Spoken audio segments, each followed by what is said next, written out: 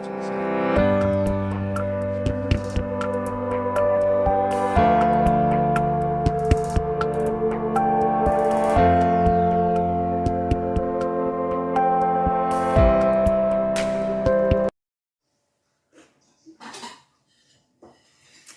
folks.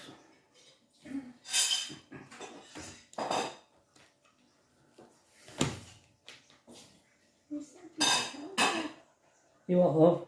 You said you'd tell me. I thought you meant before you put it on.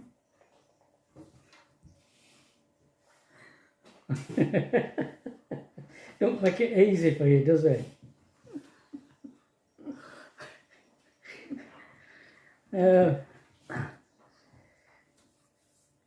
Thanks everybody for joining us yesterday on the live. Morning. It all starts before I'm ready. I know. He does it on purpose. It don't matter. Do it? No, it don't matter. You don't have to be sat here like puppets. No.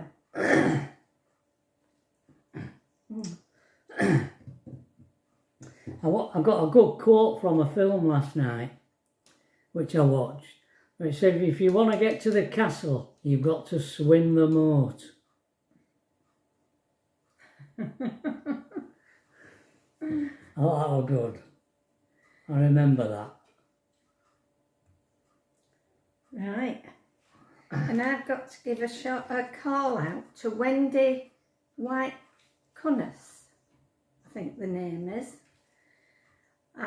And you've got to let Gary finish the book in peace, and then you can have it. You can torment him then. Apparently he's tormenting you because he's not reading it quick enough.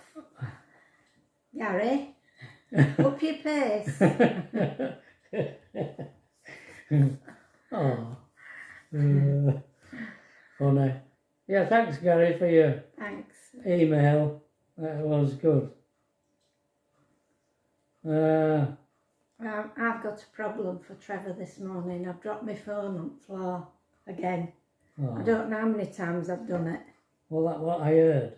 Yes. And it's dead. And it's got a blank screen now. You've fixed it before, haven't you? I'm just hoping you can fix it again. It's always dropping out of my pocket. You have to take the battery back out, dear. Not now I did it. Yes, that's that. Yeah. Yeah. Because the battery fell out when it fell on the floor. Yeah. You can do it later. Yeah, I did it easy. Yeah, you can do it later. I just thought I'd mention that it had actually dropped on the floor I can hardly see right. You can hardly see right. That's where I plug it in on a night. I definitely need new glasses. Oh, there, look. Where are you? That's the battery. You just take. It dropped out, did that? Did it? It fell on the floor, yeah. There's only one way it can go back in, which is what I did.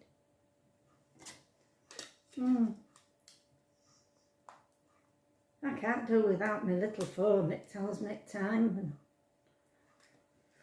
I don't use it for anything else mainly. Look, just hold the button down. Just keep your thumb pressed on it until the screen comes on. Right, I tried a couple of. It's on now, look. Booting up. Oh. Thank you. Brilliant. What were going on yesterday? What were going on? I went up. Alethea come with me yesterday afternoon to get some bread and milk up at Sutcliffe's in Farsley. Tomatoes and cream. Yeah. I'm heard from the bookstore. No news on that front. I have to go in. What about you? Me? What did I do? Gosh, well I washed that coat again because the grease didn't come out, but it has this time. It's come out, thank goodness. What else did it? Oh, in the afternoon I did some coleslaw and new potatoes for tea. We had a salad. Chopped hot salad up, ready. I'm filmed you making out for a long while now. You what, I love? haven't filmed you making out for a while. No. It's mainly chopping, washing, chopping, and I can't say as I can't even remember what I did. remember. I don't think I did much. Nothing's happening. Nothing's going on. I made lunch. Sandwiches for lunch for Trudy and Tracy, and you had. I don't remember what you. Oh, you had. You decided you were going to have one of his puddings that we get, the gluten-free one, because on an evening when he has his tea, he's too full to have a pudding. So he says, I think I'll have it at lunchtime, so I get one. So he had a gluten-free Sponge pudding with gluten. No. Pluto. Oh, I've forgotten the name of it. That Alpro custard. Alpro custard. Yeah. Milk-free custard. Yeah. Actually, we've got Mick coming today. Oh yeah. Dinner time. At dinner time.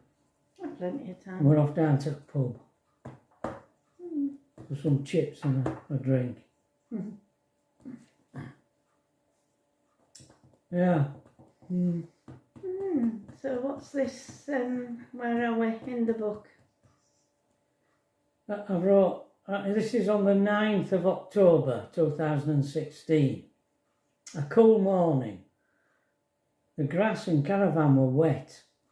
We took our time because we did not plan to go anywhere today. I did some drawing today, getting quite a collection of pen and ink drawings together. We watched F1, another bad week for Lewis. I went for some diesel as we are moving further up tomorrow. Cleaned the car and van and watched TV before finishing a drawing. I could live like this with no problem. Hope we can.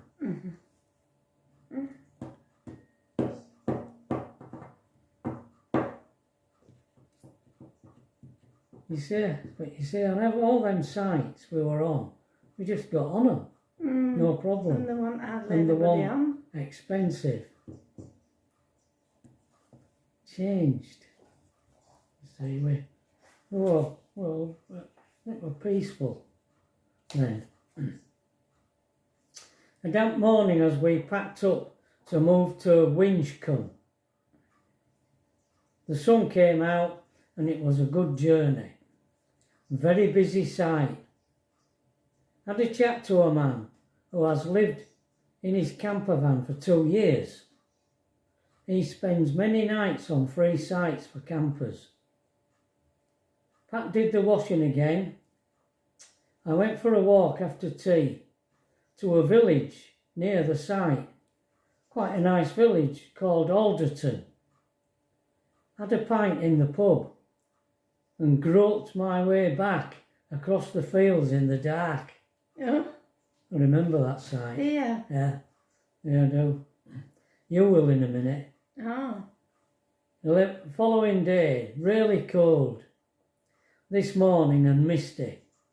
We went to Winchcombe this morning. What a lovely, pretty place. Very old, very expensive. It even has a castle. But as you would guess, it cost the earth to look, so we didn't get to see it. Had lunch in a very old pub. The lady was very chatty. She said most people who work in the town live in it. Yeah. We did a bit of shopping in Budgeons. and came back to the van. It was lovely and sunny and warm, so we sat out and I cleaned the van. Like gum. Keep that van clean, don't I? Not feeling too good today. Oh.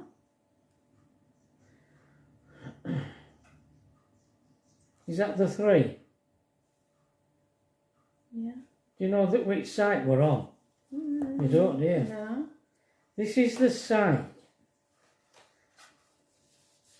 It would be a poor do if we couldn't help you. Oh. All right. Remember? With the old couple and Yeah. they were. Yeah. They had Alzheimer's. Alzheimer's, didn't they? They had a camper. We were in a caravan then, and they had a camper. Old couple and her husband had Alzheimer's, and she was having trouble with her electrics. Couldn't get the plug-in, the mains, to work. Don't ask me, but I got it. But I got it going. Well, you said, have you checked your fuse? And she said yes. Yeah. Do you know? And right. You found it was the fuse. It was the fuse. Even the fuse she put in wasn't any good. No. And you used one of ours, I think. I did. And it worked. And it worked. Yeah. Yeah.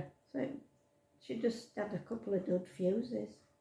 And the following day they were leaving. Yeah. And they came to the van and said to thank us for helping them. And you said, well, it'd be a poor do if we couldn't help you.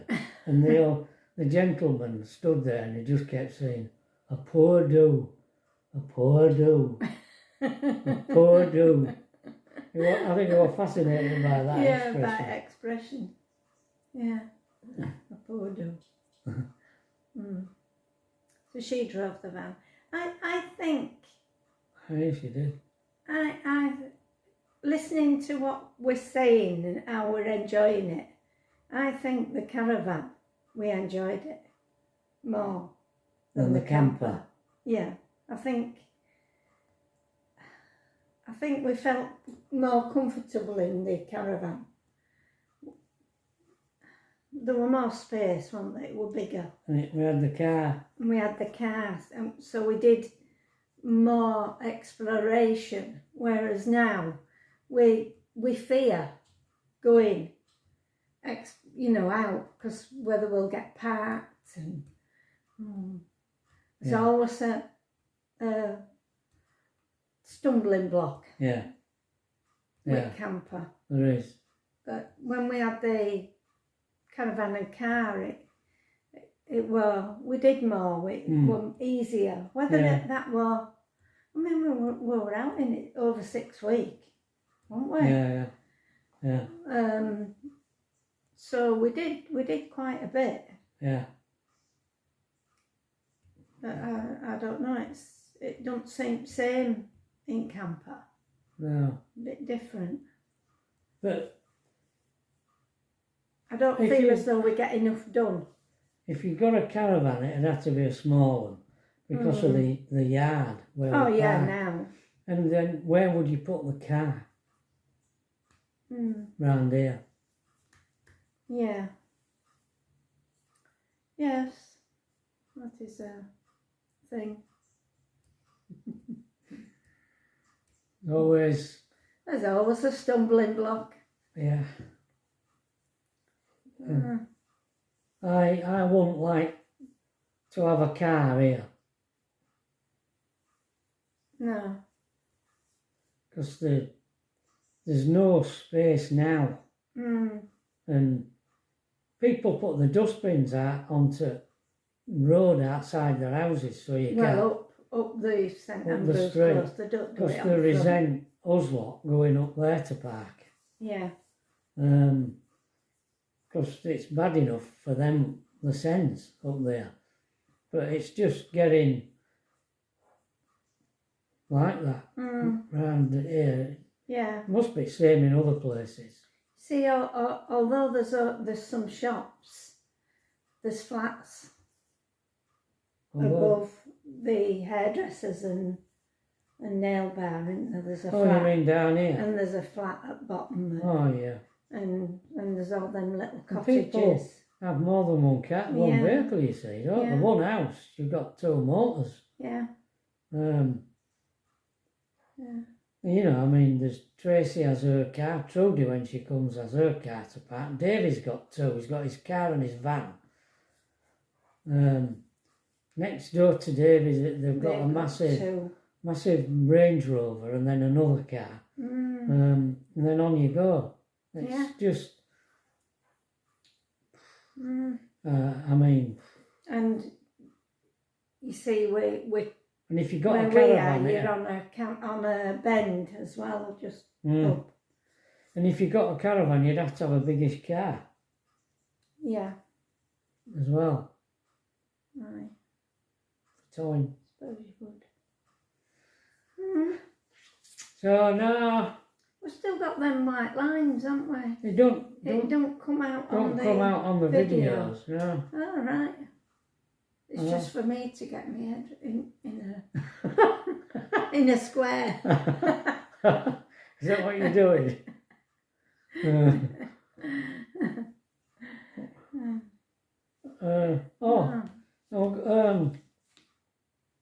I'm gonna mention something about pianos. There's only one more thing to say about the strings. The strings. And that is that you imagine taking all the strings off a piano. I remember when we had the workshop, the piano workshop down in Waddingham. In Newark there was a piano tuning course, and I had a letter from a guy who were on this course. And he was in his last year on the course, and he wrote to me, asked me if I had a job, any jobs going. And I don't know, we did set him on, but I don't know how on earth I paid him. I could afford to pay him. No. Really? I think you just set him on for a few days, didn't you? And he stayed with us. I think he used to come, one day, his wife, because he suffered from epilepsy, so he couldn't drive. His wife brought him, and he stayed with us for 3 days, I think, and then his wife come and picked him up. Yeah, and she brought him back, didn't she? Yeah, and one day I asked him to de-string, take all the strings off a piano, and when I went out and did a tuning, and when I come back, he'd done it wrong. And he were on this course. And you can imagine, I've told you about the strain on a piano, all the poundage, the massive strain of all them strings on a piano. Well, the way you de-string a piano is you go to the middle of the piano and there's 3 strings to a note. So there's 3 pins that each string is attached to. And you release the middle string. You release the tension on the middle string. You don't take it off, you just wind it, turn it and release the tension on the middle string. Then you go to the next one, the middle string, and release that one. And then go this way. And you work your way out like that. All the middle strings, all the way out. And then you come back and you do the left-hand string, all the way out. And then you come back and you do the right hand string, so that you're releasing the tension gradually. Otherwise, if you release all the tension on one end of the piano and leave it all on the other end, you're asking for trouble. All sorts could happen. You could crack the frame, you could twist it, who knows what could happen. When I come back, that's exactly what this chap had done. He released took all the strings off at one end and left it all, tension all on the other end. And I said to him, didn't they? No. No, they didn't show him, did they? Didn't tell him that. No. So I think he just did it on his own and thought that's how he did it. I don't think he'd been taught that. No. And you went out once, leaving him to do the something with the action, Yeah. which should only take a certain amount of time. And when you come back, it was still only halfway through it. I said, how are you doing it? Why? And he showed me, and I said, you can't do it like that. Take you all day. In real world, you haven't time to do it, to spend all that time doing just that little job, that. And I had to show him how I did it, which was a much speedier way of doing it. Not that we rushed around, but you had to do things. I mean, the way that he'd been taught were utterly laborious. Old chap him probably out of his head. Well, taking him all this time. He'd have gleaned. It's not like working with somebody who's experienced, is there? I mean, if you want to learn how to be a plumber or a decorator or a joiner, go with somebody who's been doing it for years and years, and he'll teach you all the shortcuts. You know, like David, he knows all the shortcuts. He's got his secrets. Not that they're wrong. They're not wrong. It's just it's a speedier way of getting the job done, isn't it? Yeah. Especially sometimes David's on piece. He gets paid by how many doors he hangs, or how many skirting borders he fits, and stuff like that. Sometimes. Yeah. So you've got to be slick at what you do. Yeah. But the chap who worked with us, because he lived with us and that for 3 days, he had a seizure one day. He did, yeah, while he was with us. And we had to call his wife, didn't we? Yeah. And she came and picked him up, and I don't think he come back after that. No, I didn't. No. Yeah. It was going to be difficult for him. I mean, it told us how to deal with him if he did have a seizure. It was difficult for him. How we were going to do his piano tuning. I don't think he'd be able to go out. He said he could go out tuning and his wife would take him, but I don't know whether that was practical. I mean, he could work in a workshop and restore pianos to sell. Like Melvin has people who work in the workshop doing restoring pianos. I mean, like 1066, so we did some work for them. They never went out tuning the Sen. No. They employed tuners to do it for them. Yeah. Like you. Like me.